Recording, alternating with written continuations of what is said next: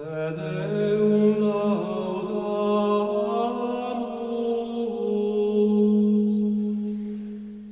Te Dominus confidemus. Aeternum Patrem, omnis terra veneratur. Tibi omnes sateli, ibi celi et universe potestate. Bene, benvenuti a questo secondo incontro sui padri della Chiesa. È la volta di Ignazio di Antiochia, vescovo, vedete, vescovo dal 70 al 107, data del suo martirio, 107, 108, uno dei 2 anni. L'icona, l'immagine, qui lo rappresenta vestito da vescovo con i due leoni che si avventano su di lui, perché questo sarà il suo martirio. Verrà portato al Colosseo a Roma, all'anfiteatro Flavio, per essere ucciso dalle belve. Detto anche Teoforo. La parola Teoforo è una parola greca che significa portatore di Dio. Foro, anche il nome Cristoforo, che vuol dire che porta Cristo. Infatti le raffigurazioni di Cristoforo lo vedrete sempre, questo uomo con Gesù bambino, con Gesù sulla spalla. Teoforo. Si firma lui nelle sue lettere, scrive delle lettere, ne parleremo, lo vedremo, 7 lettere, dove lui si presenta, si dice Teoforo. Antiochia oggi è una città che si trova in Turchia, si trova proprio c'è come una protuberanza nella parte meridionale della Turchia che si insinua nella Siria, è sempre stata nell'antichità, ma ha sempre appartenuto alla regione della Siria, per questo che Ignazio stesso si definisce appartenente alla Chiesa di Siria, lui è un siro.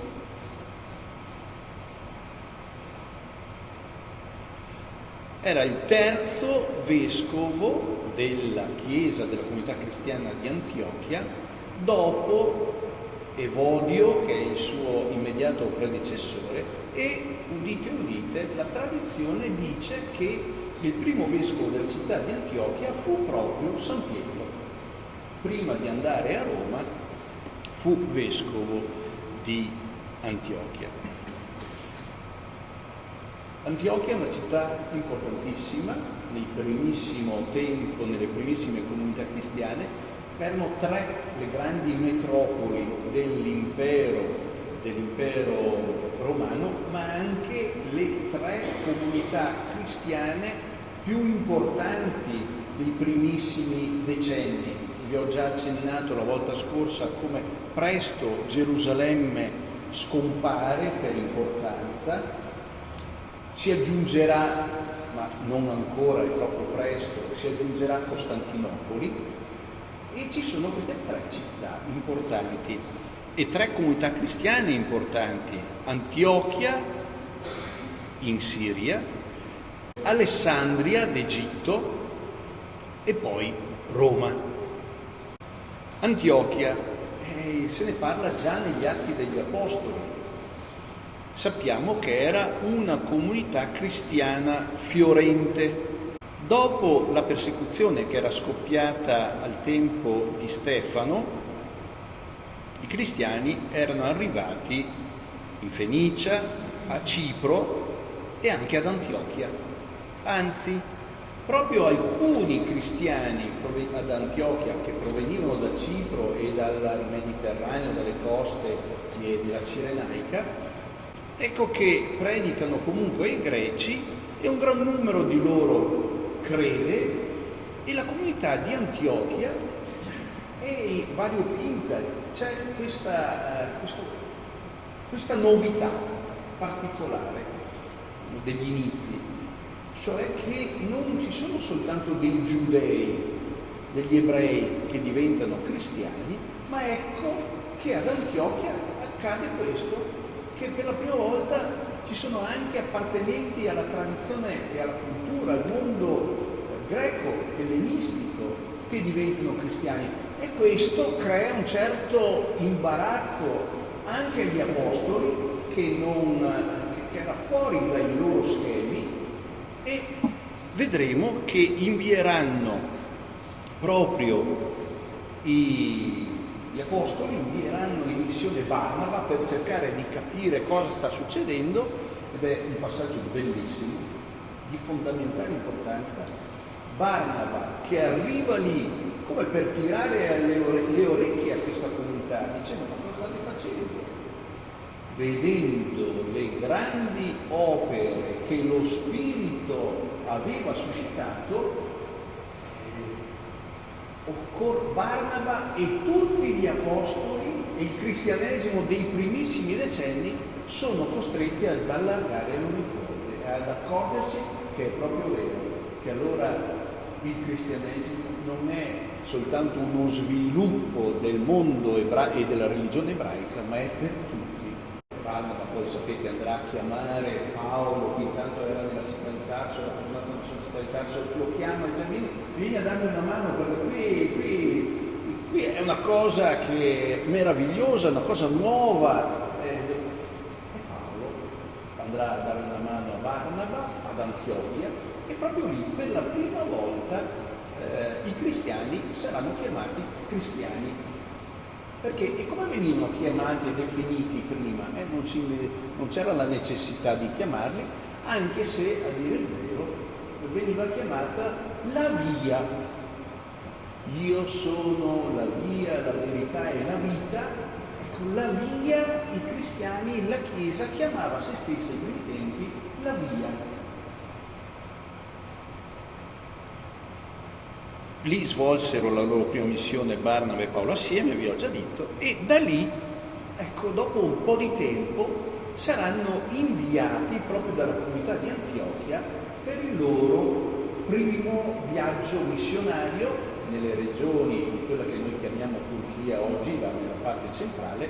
Poi torneranno ad Antiochia a raccontare quello che era avvenuto.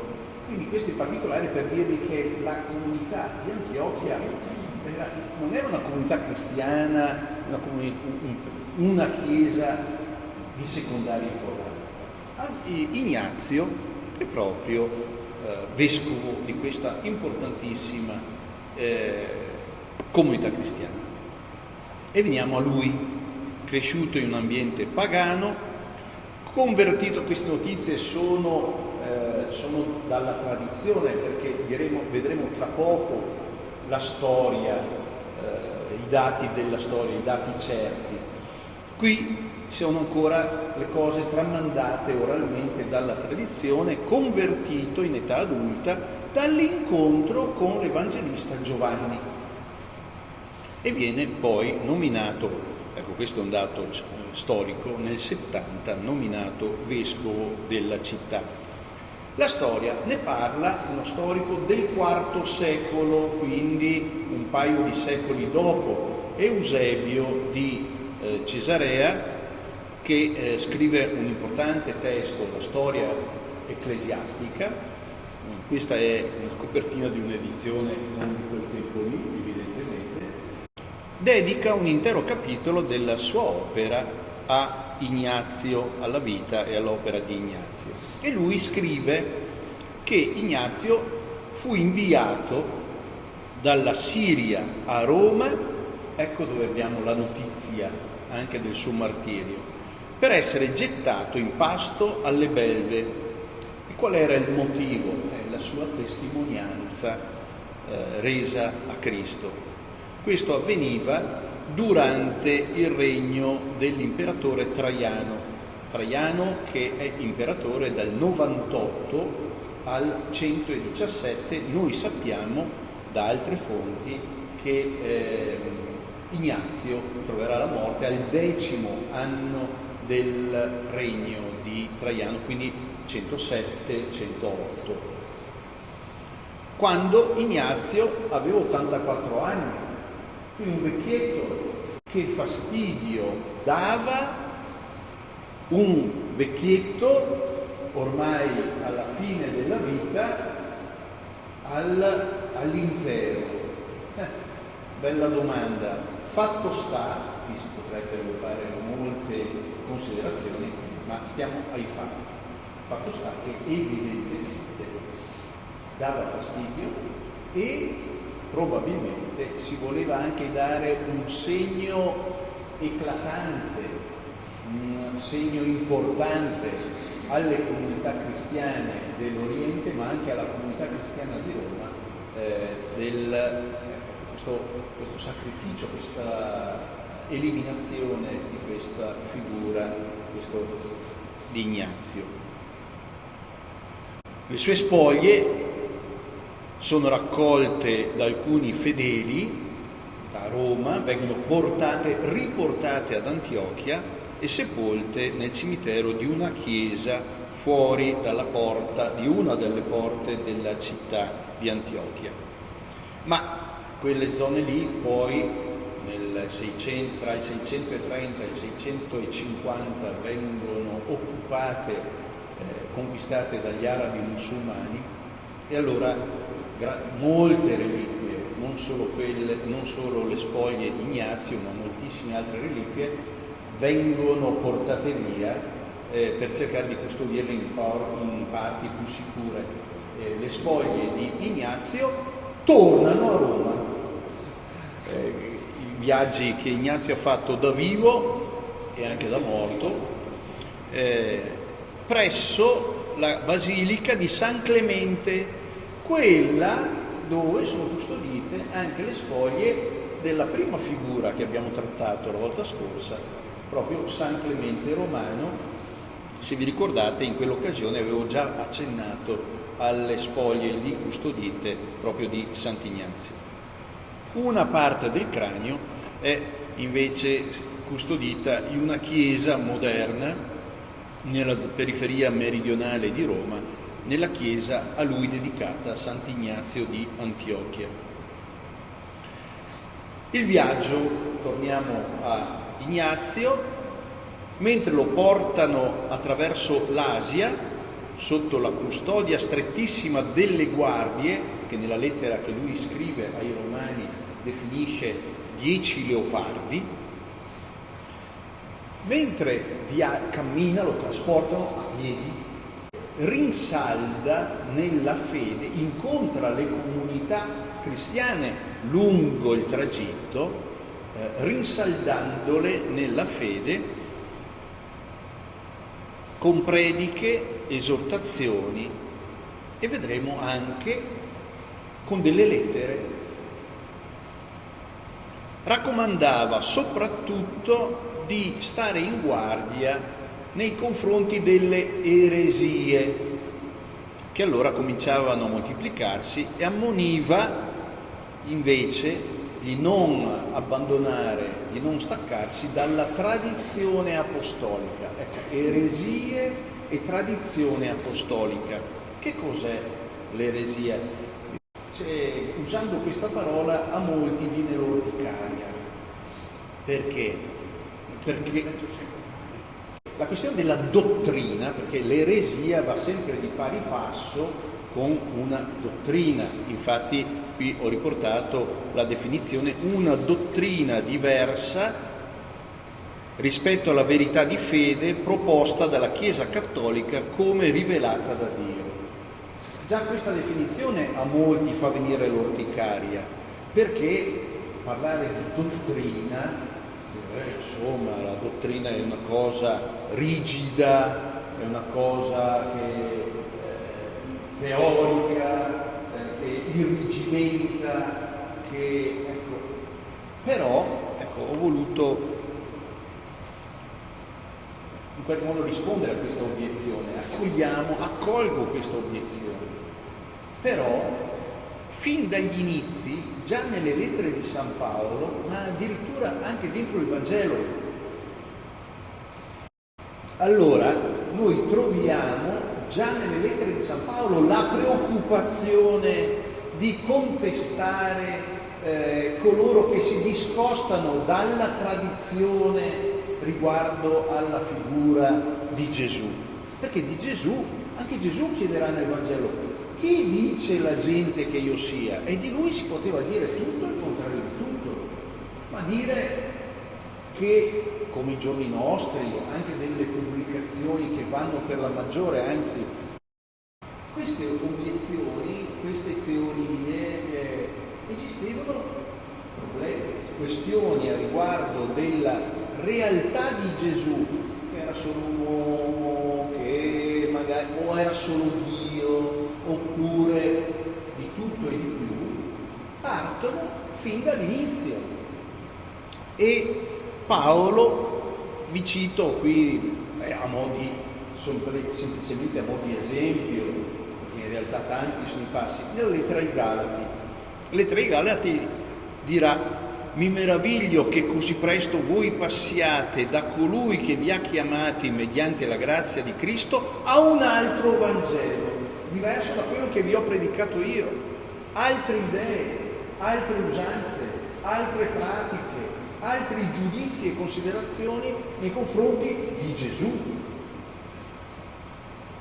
E poi, raccontando la sua vicenda e la sua storia, fa riferimento a se stesso. Io andai a trovare Cefa, Pietro, a suo tempo, dopo la rivelazione, sono andato a parlare con lui perché il Vangelo che io predico tra i pagani, per non trovarmi nel rischio di correre o di aver corso invano, cioè di dire delle cose sbagliate, di dire delle cose non corrette, sbagliate, riguardo a Gesù. E quindi va dalle colonne per confrontare, per verificare, per correggere. Dunque, la preoccupazione di Ignazio, dicevo prima, che era quella di rinsaldare, di irrobustire la fede delle comunità e dei fedeli che lo incontravano mentre lui passava. C'erano le comunità che gli andavano incontro, andavano a trovarlo, volevano toccarlo, perché la fama della sua santità era già notevole e si era già diffusa. E li rinsaldava soprattutto, li metteva in guardia dalle eresie, cioè da una fede non corretta, da un pensiero non corretto. Apro una piccola parentesi: per chi è stato ad ascoltare gli incontri che Don Francesco ha tenuto sull'Apocalisse, l'Apocalisse da questo punto di vista qui insiste moltissimo. Chiuso parentesi. Le lettere. Durante il viaggio scrive, non soltanto incontra i fedeli e le comunità, ma scrive anche 7 lettere a delle comunità, ai fedeli di alcune città. Sono una testimonianza unica della vita della Chiesa dell'inizio del secondo secolo, perché ci presenta uno spaccato della vita delle comunità. La prima tappa è a Smirne, una città sulla costa. Vedete che cammino ha fatto da Antiochia a Smirne. Lì vescovo di Smirne era Policarpo, discepolo di Giovanni, San Policarpo, un grande personaggio. Da Smirne scrive 4 lettere, Ignazio scrive 4 lettere, 3 a delle comunità lì vicine, a delle chiese che sono nei dintorni.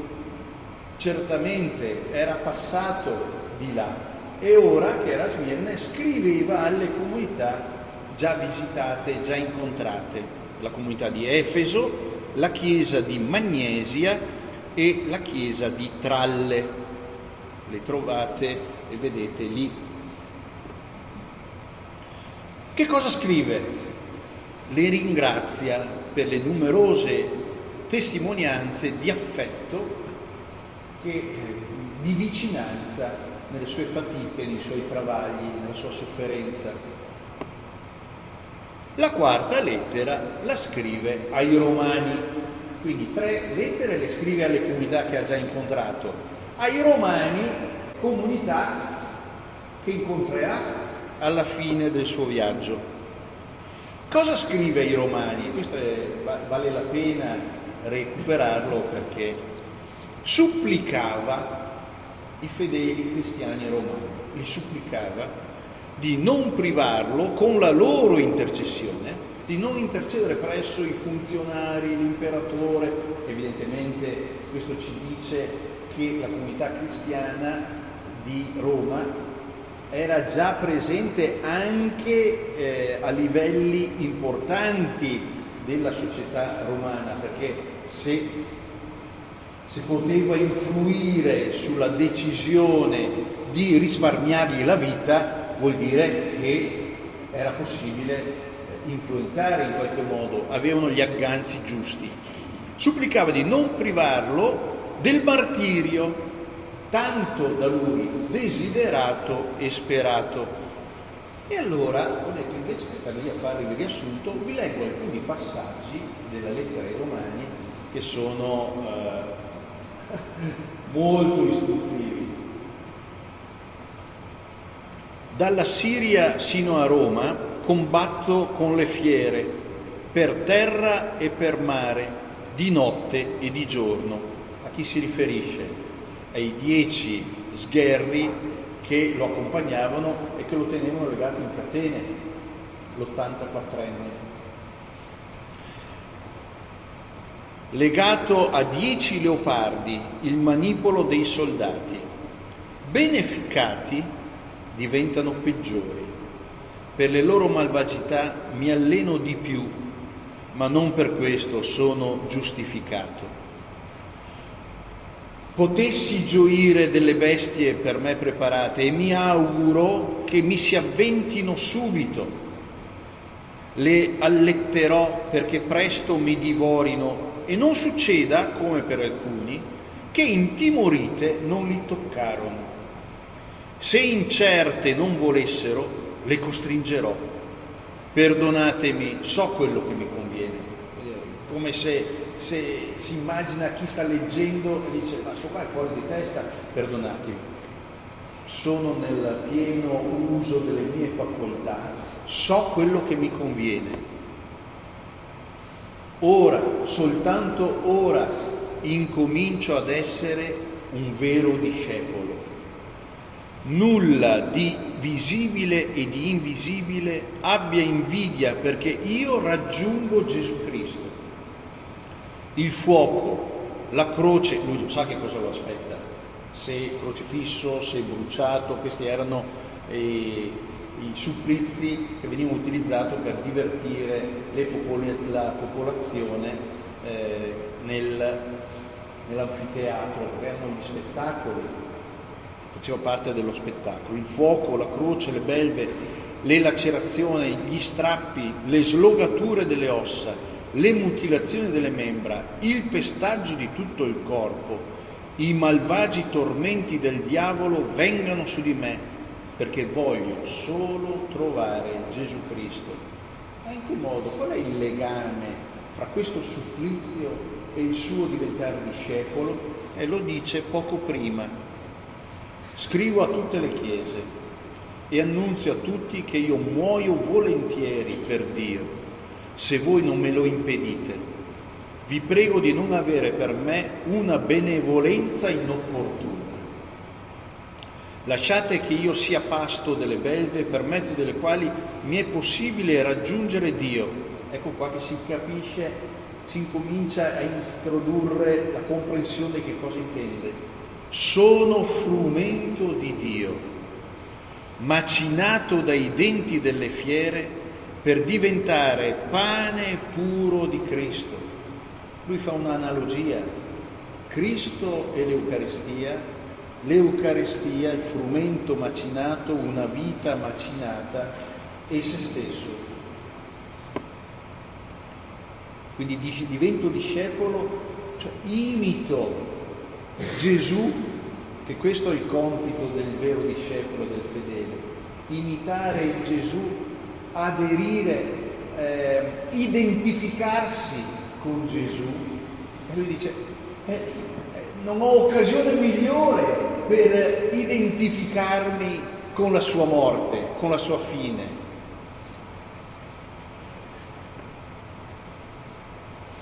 Piuttosto, dice ai Romani, accarezzate le fiere, perché diventino la mia tomba e nulla lascino del mio corpo, ed io morto non pesi su nessuno. Allora sarò veramente discepolo di Gesù Cristo, quando il mondo non vedrà il mio corpo. Pregate il Signore per me, perché con quei mezzi io sia vittima. Interessante il termine vittima, perché in latino vittima si dice ostia. La ostia vuol dire vittima. Perché io sia vittima per Dio, e però giocando sul latino, il latino dice che io sia ostia per Dio. Ed ecco nuovamente il richiamo eucaristico. Io non vi comando come Pietro e Paolo, che sono stati presso di voi. Essi erano apostoli, io un condannato. Essi erano liberi, io tuttora uno schiavo.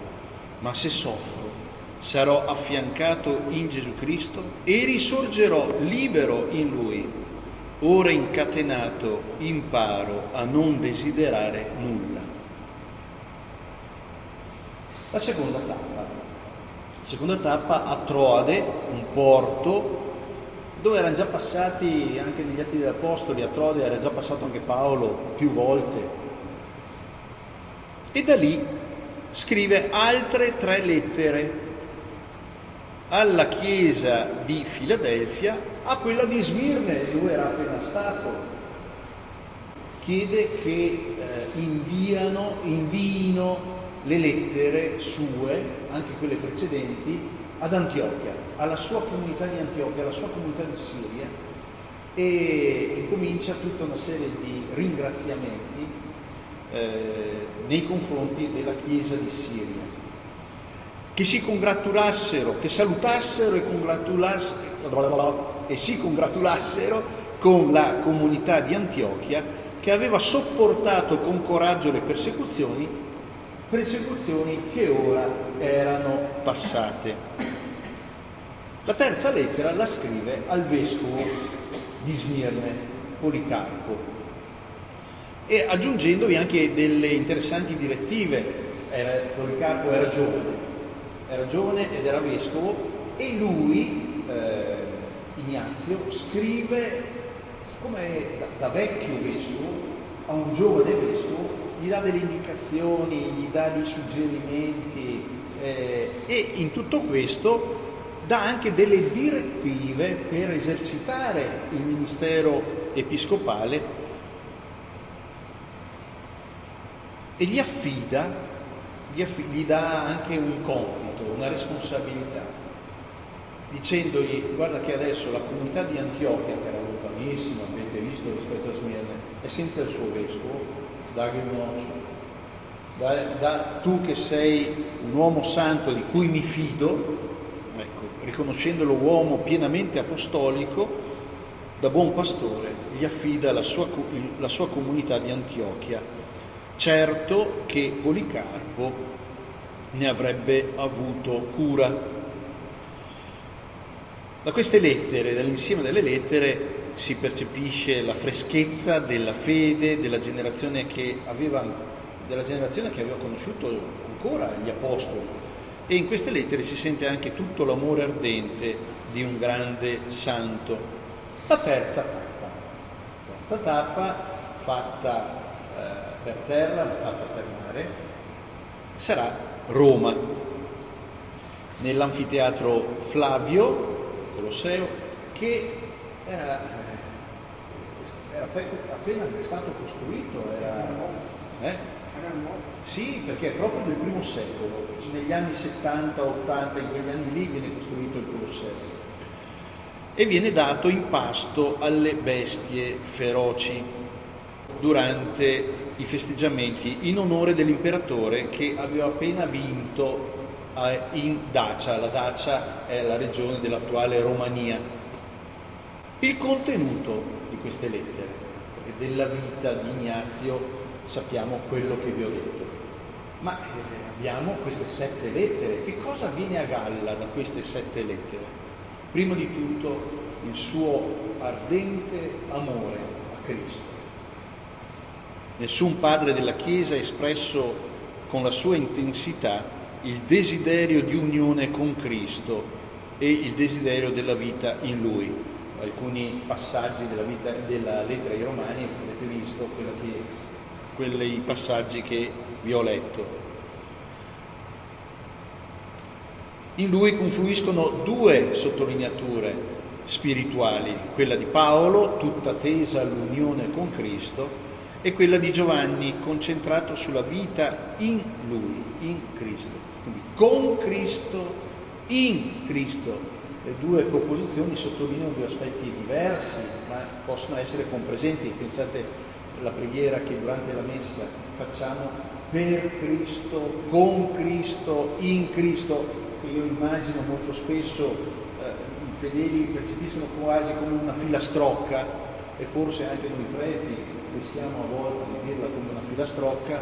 In realtà sottolinea degli aspetti, l'offerta, perché il gesto che in quel momento il prete compie, il sacerdote compie, che innalza il pane e il vino consacrato, per Cristo, con Cristo e in Cristo, a te, Dio Padre Onnipotente, nell'unità dello Spirito Santo, ogni onore e gloria. Sottolineature, noi siamo con Cristo, ma non solo a fianco, siamo in Lui e siamo per Lui. E si presenta proprio i segni eucaristici che rendono tutto ciò possibile.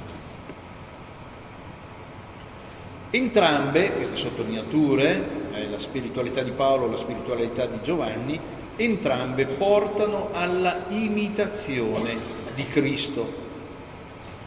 Ecco, così, riprendo quello che vi avevo letto prima, Ignazio supplica ai cristiani di Roma di non impedirgli il martirio, perché è impaziente di congiungersi con Gesù Cristo, e spiega: è bello per me morire andando verso Gesù Cristo piuttosto che regnare sino ai confini della terra. Cerco Lui che è morto per me, voglio Lui che è risorto per noi. Lasciate che io sia imitatore della passione, e aggiungo, della morte del mio Dio. Secondo aspetto, allora, l'amore ardente per Cristo. Un secondo elemento che viene a galla dalle lettere di Ignazio: realismo cristologico.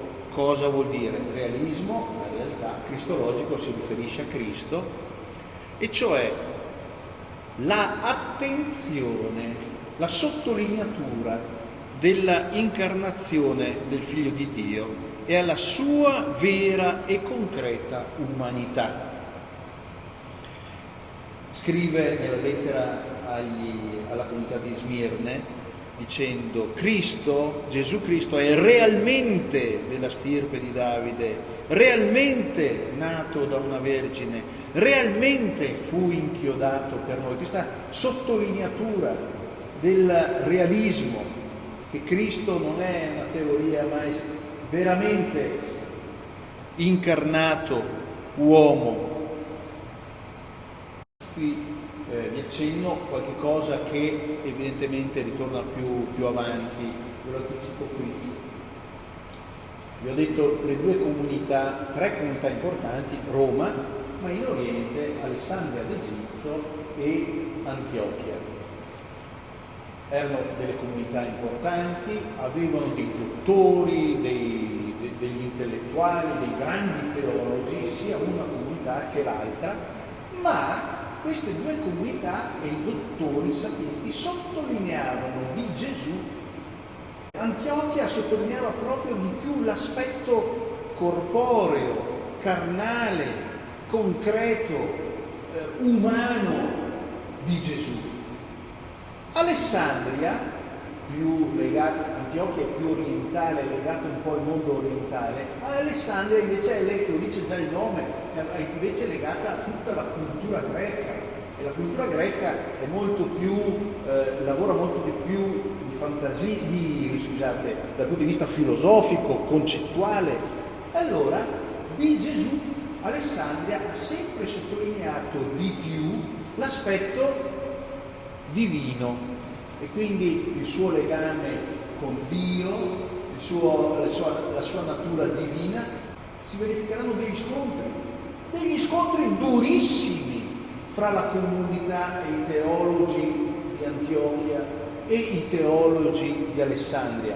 Nasceranno delle grandi eresie che verranno combinate da Roma e dai concili che di volta in volta verranno messi in piedi. Quando a suo tempo ho parlato del concilio di Nicea, facevo riferimento ad un sacerdote, Ario, che dà origine a tutta l'eresia ariana. Era un sacerdote che sottolineava che cosa? Il fatto che in realtà il suo legame con Dio, Gesù sì, Cristo sì è Dio, ma di un grado inferiore, è un sacerdote di Alessandria d'Egitto. Erano tutti presi da questa questione della somiglianza con Dio. Ario sarà uno di questi. Altra cosa importante che sottolineano le lettere di Ignazio, ci danno uno spaccato della situazione della Chiesa di allora. E poi, ecco, una concezione nelle lettere che scrive soprattutto a Policarpo,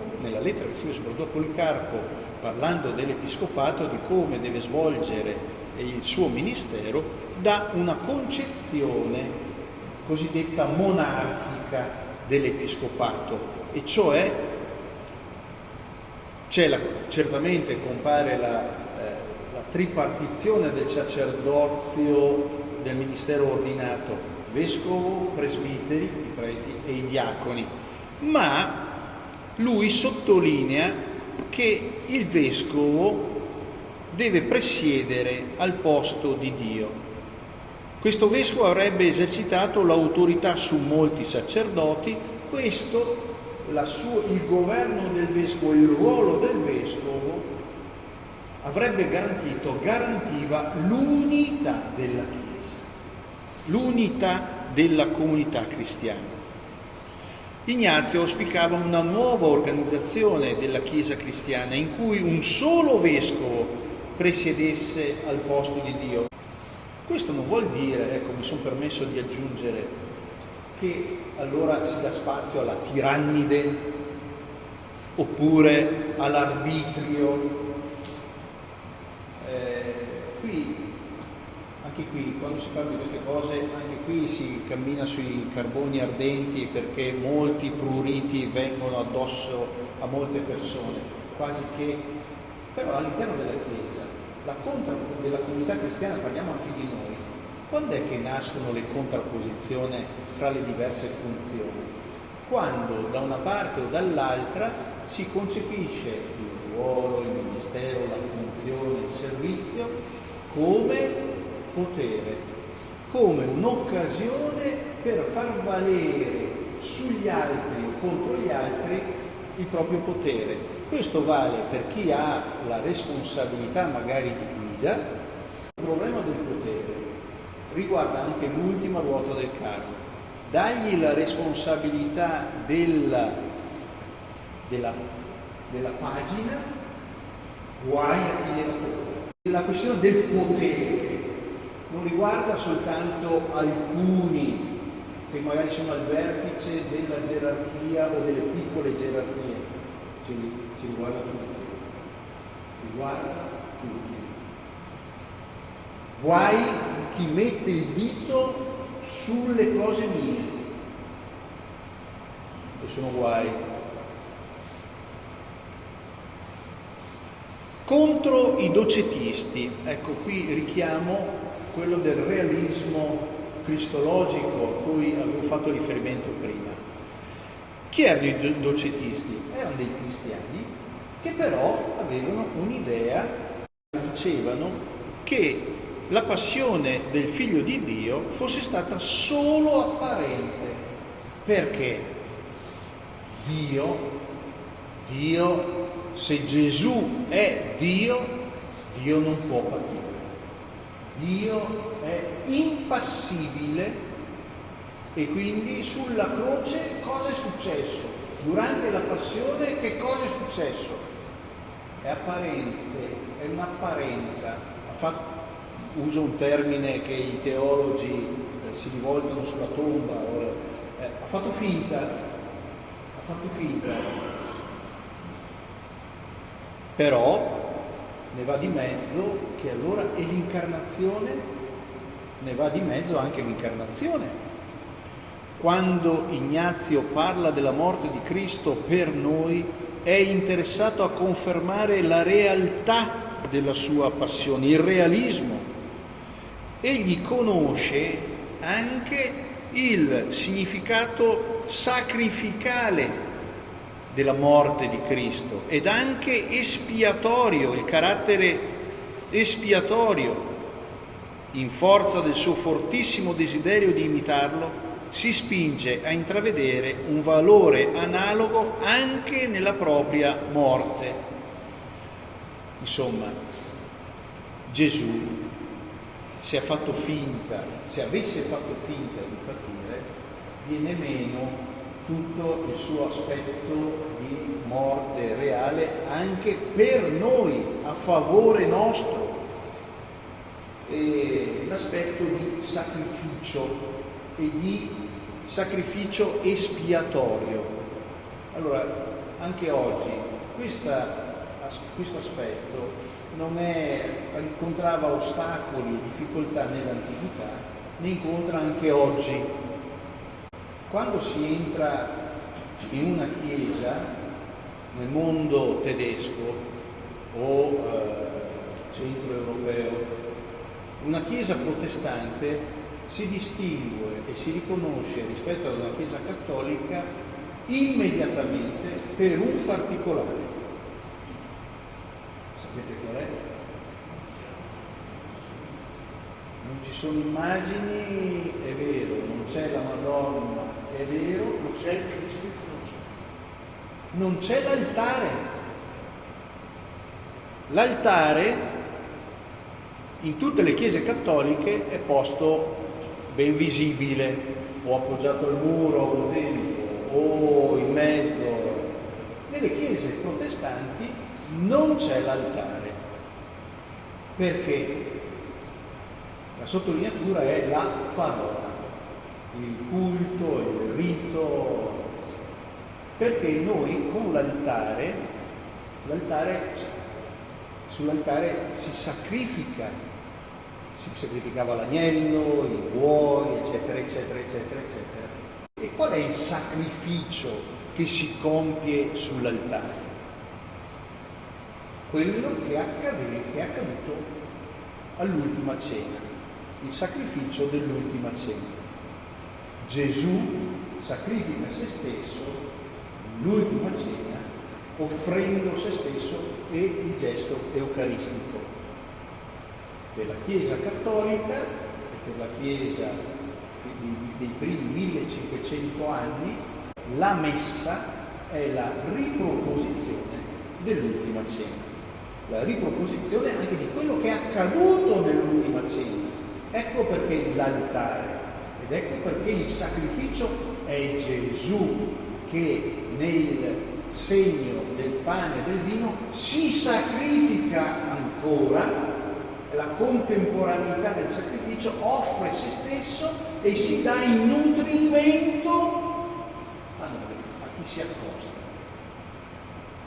Questa questione del sacrificio, Lutero e con lui i protestanti dicono no, il sacrificio di Gesù è unico e irripetibile, quello che facciamo è soltanto in qualche modo una vaga riproposizione, e quindi anche loro hanno il pane benedetto, ma non è legato al sacrificio eucaristico, e tutto invece viene sottolineato, cioè l'importanza, viene messo al centro il leggio, perché la parola, Gesù ci ha lasciato non il suo corpo, Gesù ci ha lasciato la sua parola, quindi il Vangelo, le lettere, diciamo il Nuovo Testamento. Questa è la grande differenza. Conosco anche dei miei colleghi, fratelli, che fanno fatica a sottolineare. Infatti la parola sacrificio viene saltata quando c'è e si parla di cena. Ci sono anche delle preghiere eucaristiche che sono nel nostro messale, che in qualche modo vogliono andare incontro anche alla sensibilità con l'accento ecumenico, che ci sono alcune preghiere eucaristiche, la Santa Cena, che si ritrova pur richiamando, sottolineando l'aspetto sacrificale ed espiatorio, cioè Gesù muore per noi, ma anche per i nostri peccati, ecco espiatorio. E Ignazio conosce questo e dice: io offro me stesso per unirmi alla morte di Cristo a favore anche degli altri. Nel sacramento dell'unzione degli infermi noi diventiamo partecipiamo anche alla morte salvifica di Gesù. Con la nostra sofferenza contribuiamo misteriosamente ma realmente alla salvezza del mondo. La considerazione: se si vanificava la realtà sacrificale, corporea, reale di Cristo, negando la sua umanità e la sua effettiva passione, si vanificava anche l'eroismo dei martiri, che erano numerosi, che nella loro carne proprio quella passione imitavano. Il tema dell'unità della Chiesa, della comunità, che è il tema dominante Ignazio, le lettere di Ignazio. L'irresistibile tensione di Ignazio verso l'unione con Cristo fonda una vera e propria mistica dell'unità. Egli si definisce addirittura un uomo al quale è affidato il compito dell'unità. Per lui l'unità è anzitutto la caratteristica di Dio. È Dio che è unità, solo in Lui essa si trova allo stato puro e originario. L'unità da realizzare su questa terra da parte dei cristiani non è altro che imitazione dell'unità trinitaria. Perciò Ignazio elabora una visione della Chiesa che richiama da vicino anche le espressioni che abbiamo già sentito in San Clemente Romano. Per lui è bene per voi, scrive per esempio ai cristiani di Efeso, procedere insieme d'accordo col pensiero del vescovo, cosa che già fate.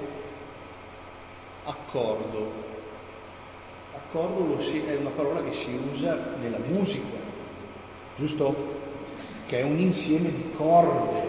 Accordo vuol dire insieme di note che fanno un suono piacevole, fanno un'armonia. Ma è interessante che la parola essere d'accordo, accordo fa riferimento al fatto che si suona assieme, si è un accordo. Infatti il vostro collegio di presbiteri, giustamente famoso, degno di Dio, è armonicamente unito al vescovo come le corde alla cetra. Per questo nella vostra concordia, anche qui concordia vuol dire avere lo stesso cuore, e nel vostro amore sinfonico Gesù Cristo è cantato. E così voi ad uno diventate coro, affinché nella sinfonia della concordia, dopo aver preso il tono di Dio nell'unità, cantiate a una sola voce. Non vale la pena fare le guerre sul fatto che quando nella liturgia non si vada a essere una voce sola, perché anche quando si recita il Padre Nostro, le altre preghiere, uno arriva prima, l'altro arriva dopo, uno urla di più, l'altro urla di meno, l'altro... Qual è la questione? Che uno non ascolta chi è a fianco, e la questione è che se uno non ascolta, vuol dire che uno si concepisce da solo.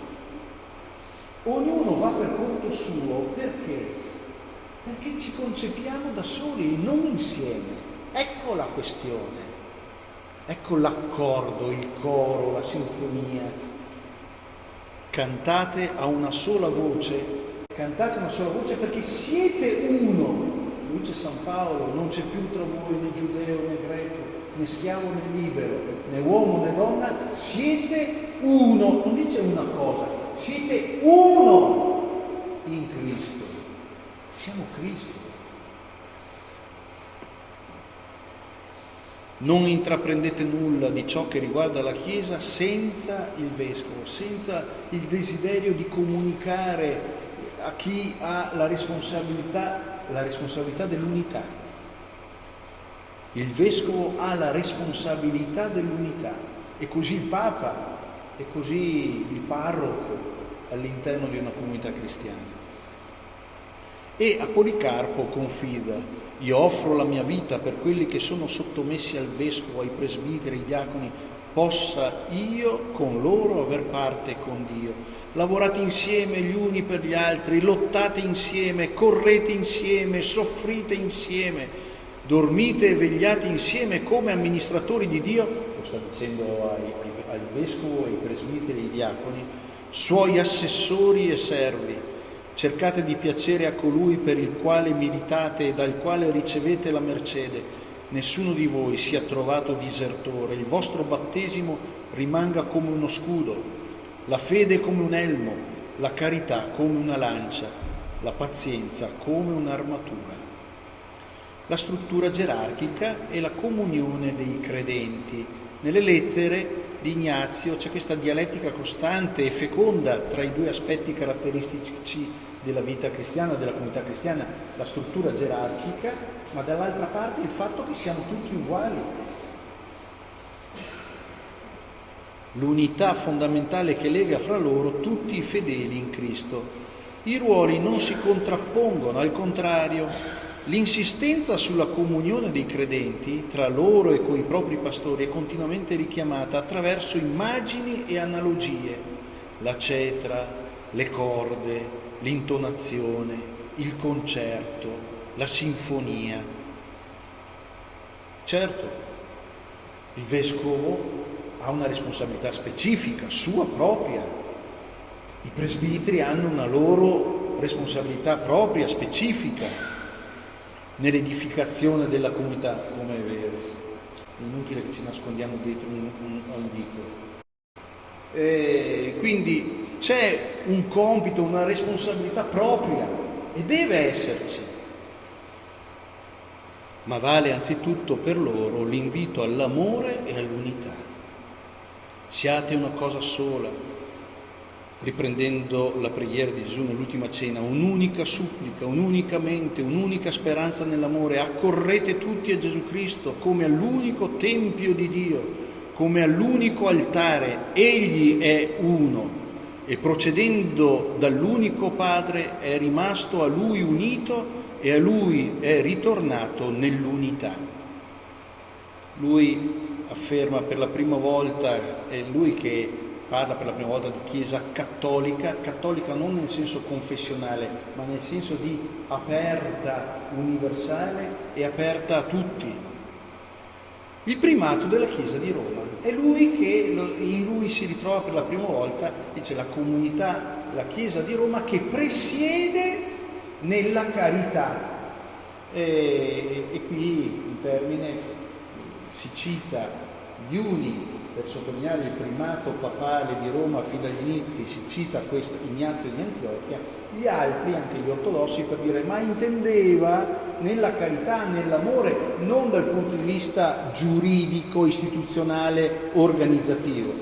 È vero, Ignazio non immagina ancora tutta l'istituzione, però riconosce che c'è un primato che poi si affermerà nella storia. Vi ho accennato i litigi fra le due grandi comunità di Alessandria e di Antiochia, ma non solo, anche di altre comunità, quando non riuscivano a mettersi d'accordo, invocavano l'intervento di Roma fin da quei tempi lì. Ignazio è veramente il dottore dell'unità, unità di Dio, unità di Cristo, a dispetto delle varie eresie che iniziavano a circolare e dividevano l'uomo e Dio in Cristo, l'unità della Chiesa, l'unità dei fedeli, nella fede e nella carità, delle quali non vi è nulla di più eccellente. In fondo Ignazio invita i fedeli di ieri e di oggi a configurarsi a Cristo e a una dedizione totale alla sua Chiesa. Comunione della Chiesa all'interno, missione e proclamazione del Vangelo per gli altri, attraverso una dimensione, e cioè la comunione della Chiesa all'interno, parla anche l'altra.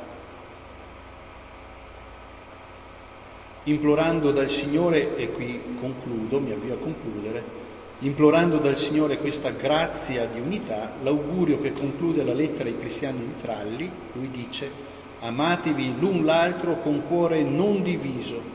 Il mio spirito si offre in sacrificio per voi non solo ora, ma anche quando avrò raggiunto Dio. In Cristo possiate essere trovati senza macchia. Preghiamo affinché il Signore ci aiuti a raggiungere questa unità e ad essere trovati finalmente senza macchia, perché è l'amore che purifica le anime. Questa è una citazione di Ignazio.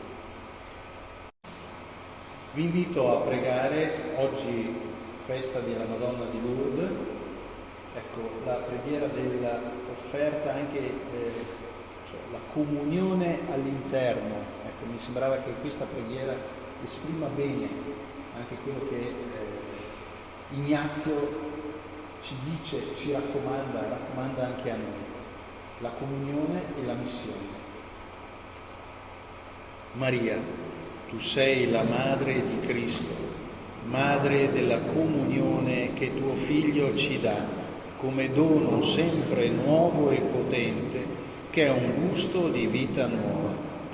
Attraverso di te noi perciò consacriamo tutto noi stessi, tutte le gioie e le sofferenze che tuo Figlio sceglie per noi e la nostra stessa vita, affinché tu diventi la madre della vita e Cristo doni a tutti gli uomini lo stesso gusto di vita nuova che ha donato a noi. Amen. Buona serata.